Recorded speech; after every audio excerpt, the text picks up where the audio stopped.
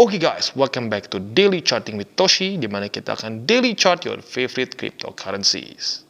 Oke, dalam 24 jam terakhir, cryptocurrency market terkoreksi sebesar 3,12%.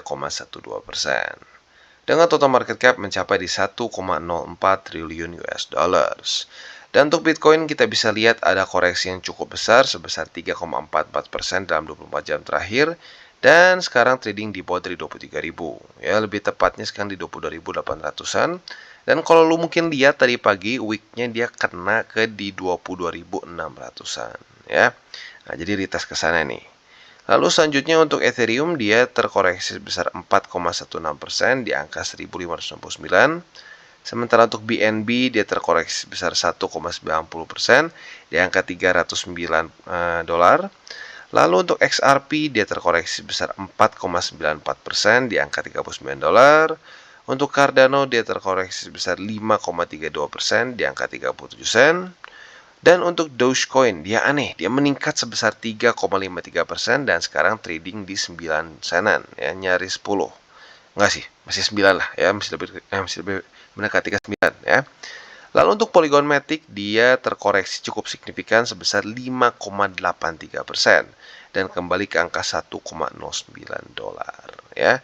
Jadi kita bisa lihat pada hari ini temanya semua cenderung terkoreksi dengan signifikan dan kalau kita di sini altcoins cenderung dropnya lebih ekstrim ya, paling BNB yang enggak, sisanya banyaknya koreksinya lumayan ya. Nah, selanjutnya kita akan geser ke economic calendar. Untuk economic calendar kita bisa lihat pada hari ini tanggal 31 Januari nanti akan keluar satu data penting dari US ya. Jam 10 seingat gua. Yes, jam 10 ya. Akan keluar consumer confidence. Nah, si consumer confidence ini seperti biasa harapan kita adalah lebih rendah daripada forecast ya, karena a higher than expected reading should be taken as positive or bullish for the USD. Dan tentunya harapan kita adalah USD melemah ya, maka dari itu ya harapan kita dia lebih rendah daripada 109 begitu ya. Oke, selanjutnya kita akan geser lagi ke data yang akan penting nanti keluar pada tanggal 2 Februari ya. Tanggal 1 Februari sebenarnya ada yang penting ya. Kalau kita di sini ada ISM manufacturing, ada juga JOLTS jobs opening, ada crude oil inventories, ada ADP non-farm employment change dan seterusnya. Tetapi yang nanti akan ekstra volatile menurut gua adalah di subuhnya nanti jam 2 pagi di mana akan keluar FOMC statement ya. Di statementnya tentunya harapan kita adalah dia cenderung kata-kata yang dovish ya. Dan yang kedua adalah the Fed's interest rate decision ya. Nah, harapan kita adalah dia cuma peningkatan 25 saja ya, 25 bps. Kalau kita di sini forecast dia sama ya, sama itu 25 bps. Semoga saja bisa lebih rendah ya, tapi kemungkinan enggak lah ya. Forecast ya, kalau gue sih berharapnya sama dengan forecast ya, 25 bps, maka kecenderungannya akan aman ya. Nah, tapi kalau tiba-tiba peningkatannya jadi 50 ya, di sini misalkan tiba-tiba jadi 5%, nah itu akan buruk kemungkinan besar ya. Jadi harus siap-siap di situ tanggal 2 terutama ya, tanggal 2 Februari 2 hari ke depan. Oke, nah selanjutnya kita akan lihat juga analisa Twitter ya. Nah, untuk analisa Twitter lagi-lagi masih kurang lebih ya, masih mirip-mirip lah di daerah sini ya. Apakah breakoutnya ini akan bisa lanjut ke atas atau tidak.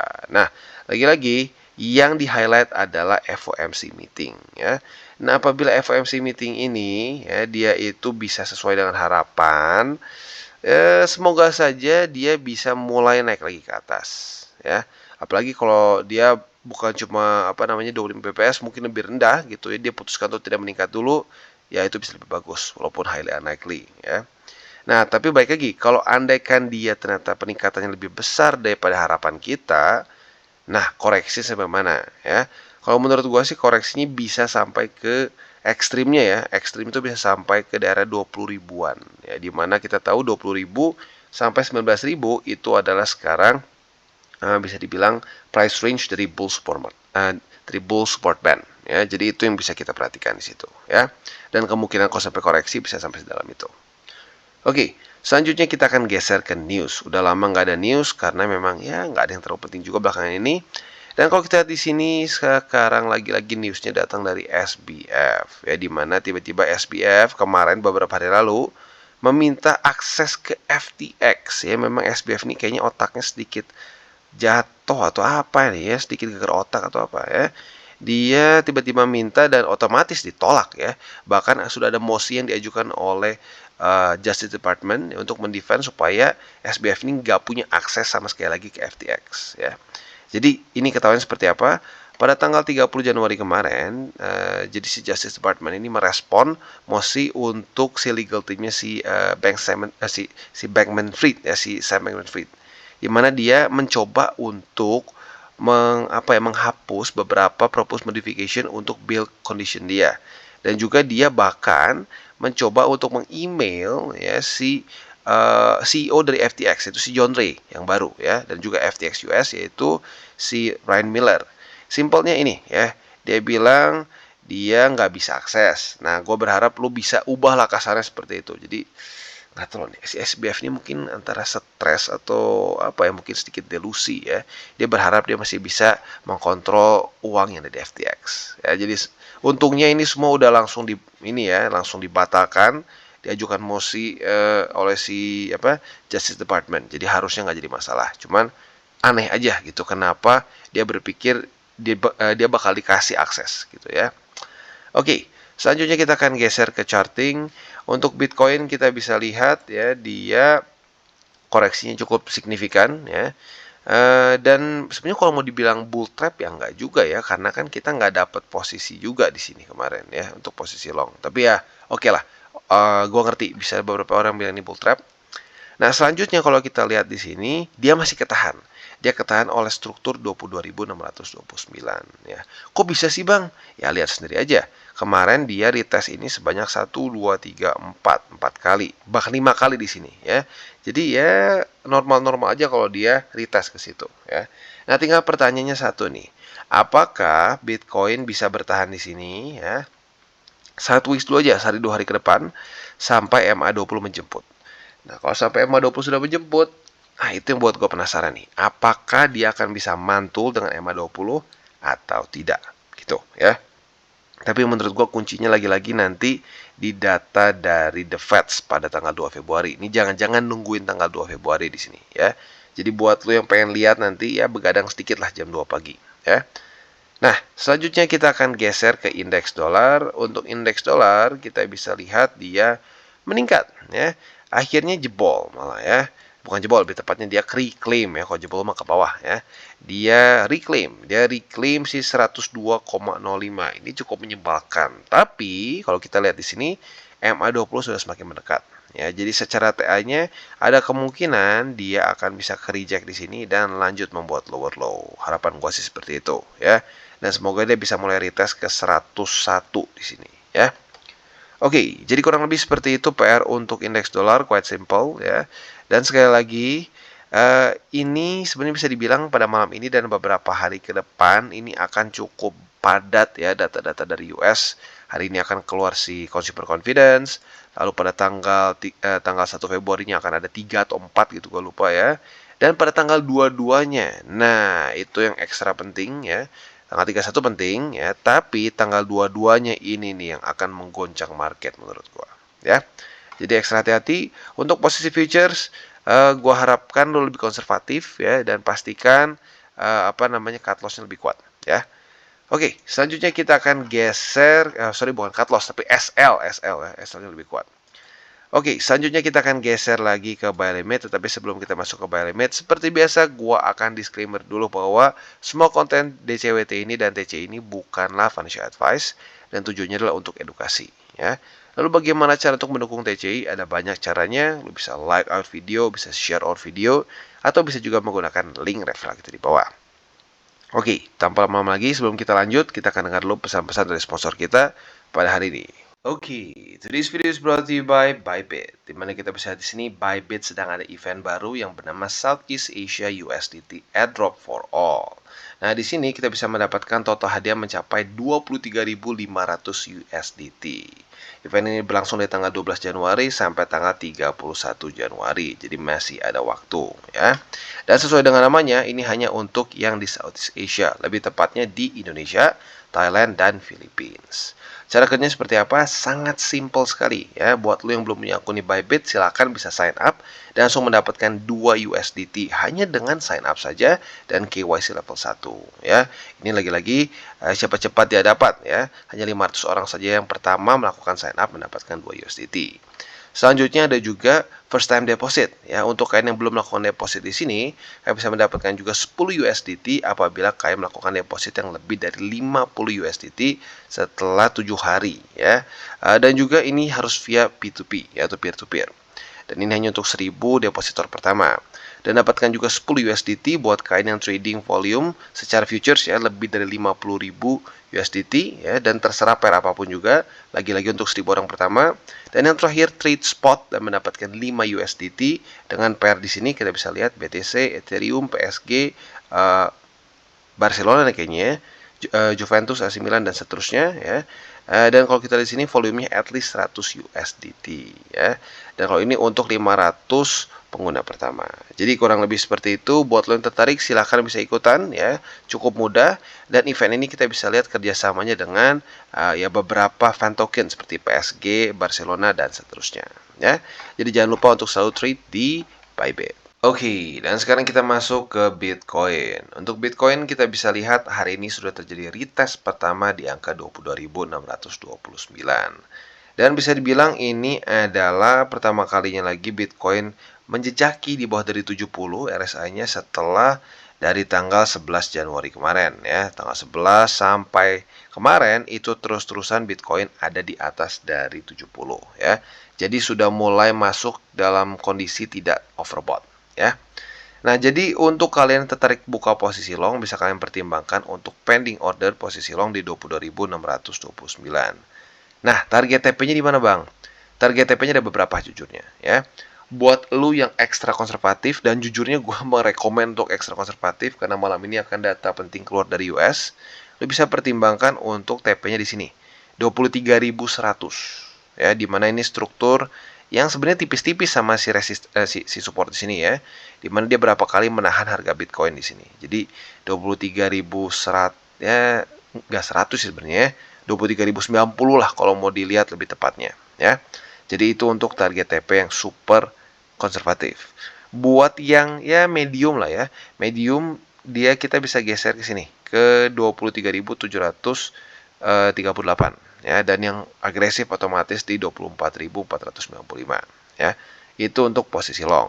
Nah, ternyata tetapi kalau andaikan pada hari ini gagal menahan di sini ya dan jebol ke bawah, kita bisa pertimbangkan retest 1, retest 2 di sini dengan target TP bisa di MA20 atau bisa juga di 21.559 ya. Jadi kurang lebih seperti itu untuk posisi futures di Bitcoin for now. Untuk posisi spotnya buy limit pertama di 22.600-an, harusnya udah kena kemarin. Buy limit kedua di MA20 yang ada di 22.000 pas. Dan buy limit ketiga di 21.559 ya. Jadi kurang lebih seperti itu untuk Bitcoin. Oke, dan selanjutnya kita geser ke Ethereum. Dan untuk Ethereum kita bisa lihat kemarin dropnya lumayan ya, 4,78%. Tetapi ya kalau kita di sini dia masih ketahan oleh struktur di 1567,02 dan literally tipis banget ketahannya ya. Nah, maka dari itu ya ini sudah terjadi retest pertama dan buat kalian yang sebenarnya tertarik untuk buka posisi long di sini sudah terjadi retest kedua ya.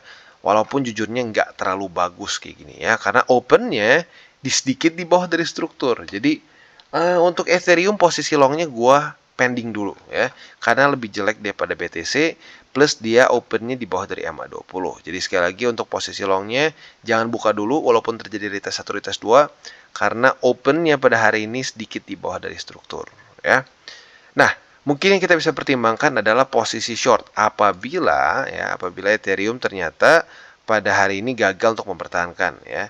Gagal untuk mempertahankan close di bawah dari struktur. Besok lusa retest 1, retest 2. Nah, kita bisa buka posisi short dengan target TP di 1519 ya. Jadi itu untuk si posisi futures ya. Untuk posisi spotnya otomatis buy limit pertama sudah kena, kedua sudah kena. Nah, tinggal yang ketiga. Yang ketiga itu buy limitnya di 1519 ya. Jadi kurang lebih seperti itu untuk Ethereum secara keseluruhannya. RSI mulai lanjut turun ya, dan sekali lagi ada kecenderungan bearish confluence, bukan bearish confluence tapi bearish convergence ya dari yang kemarin. Kalau kita lihat harga meningkat tapi RSI mulai turun. Jadi lagi-lagi secara probability cenderung ke bawah.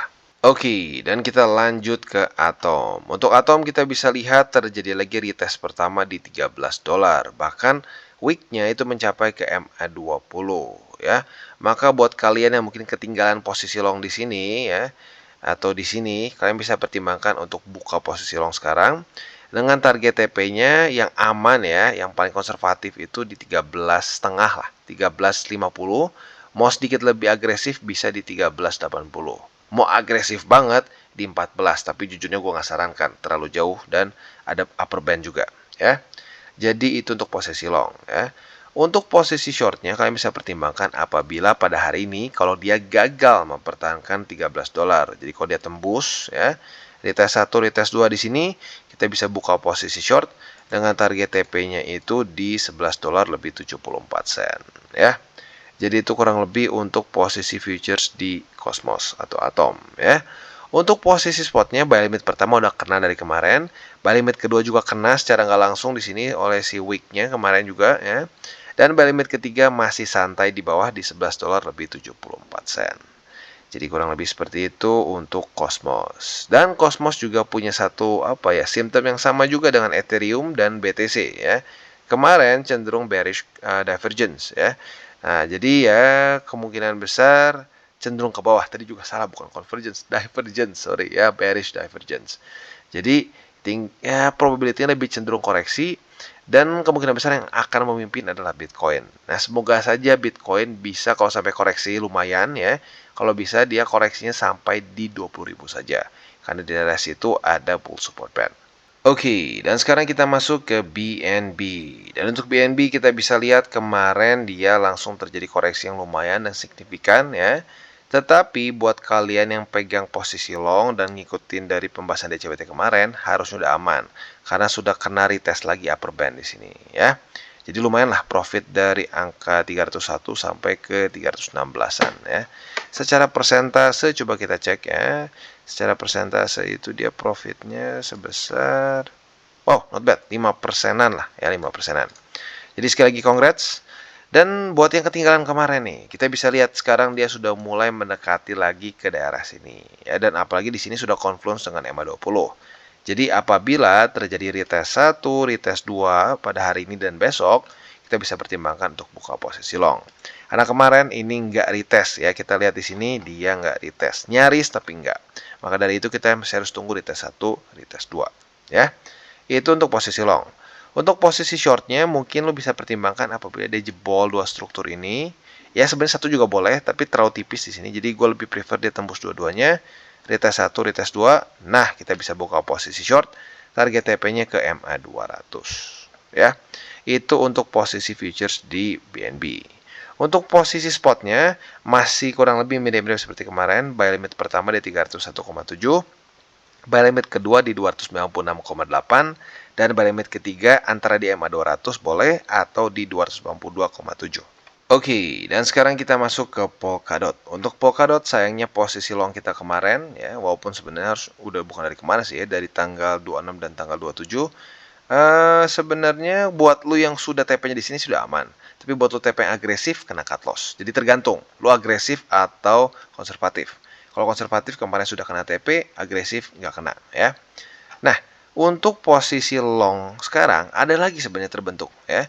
Setupnya terjadi kemarin karena dia ke-reject dan di-close di atas dari $6 lebih 18 sen ya. Dan pada hari ini langsung juga dari tes kedua ya.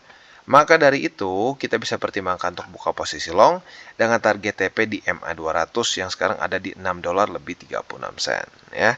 Tapi posisi longnya cenderung lebih beresiko tentunya ya, karena tipis targetnya. Nah, selanjutnya untuk posisi short kita bisa pertimbangkan ada dua skenario. Skenario yang bearish ya, itu adalah kalau dia gagal mempertahankan di sini, jebol ke bawah, retest 1, retest 2 kita bisa buka posisi short dengan target TP-nya yaitu di $5 lebih 65 sen, struktur di sini ya. Nah, untuk posisi short yang lebih lebih bullish ya, kita bisa pertimbangkan apabila dia terjadi seperti ini, naik ke atas, posisi long kita kena TP, retest 1, retest 2, nah kita bisa buka posisi short dengan target TP di $6 lebih 18 sen. Untuk posisi spotnya otomatis sudah kena 2 ya. Buy limit pertama kena di EMA200, buy limit kedua kena juga di $6 lebih 18 sen ya. Untuk buy limit ketiga masih santai di $5 lebih 65 sen ya. Jadi overall seperti itu untuk Polkadot dan ending juga dari DCWT kita pada hari ini. Sekali lagi gue ingatkan nanti tanggal 2 terutama akan super penting dan kemungkinan besar akan volatile ya, yaitu decision dari the Feds dan juga statement dari FOMC plus juga press conference. Ini yang kemungkinan besar akan menggerakkan market. Dan ini antara Bitcoin lanjut lagi rally ke atas atau malah koreksi sampai ke bull support band.